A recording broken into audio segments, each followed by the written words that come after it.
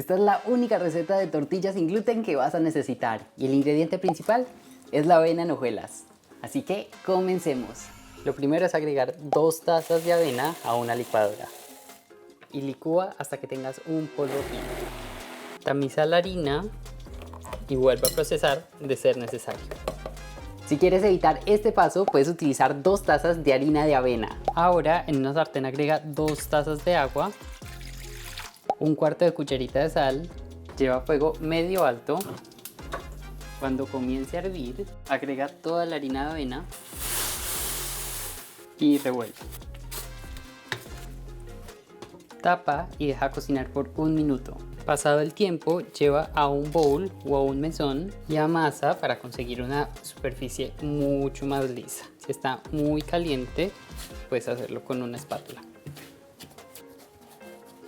Generalmente tarda de 2 a 3 minutos.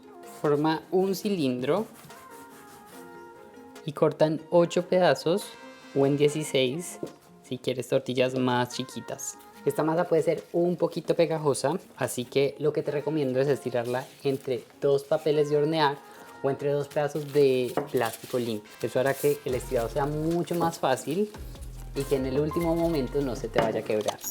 Para darle una forma redonda puedes ayudarte de un plato, un cortador de galletas o en este caso un aro de tarta. Como ves, es bastante flexible porque los almidones se gelatinizaron. Ponla bajo el paño húmedo para que no se vaya a resecar y sigue estirando. Aquí, una vez termines, trata de no apilarlas porque se pueden pegar y vas a perder el trabajo. Otra forma de estirarla es utilizando una tortillera o en Colombia se denominaría pataconera.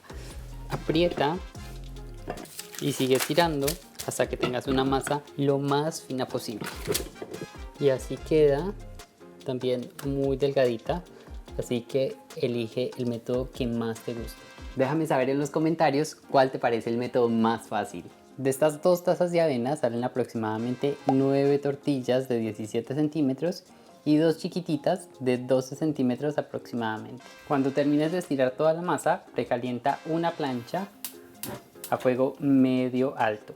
Agrega un poquito de aceite y llévalo a toda la superficie. Una vez caliente, llévala a cocinar.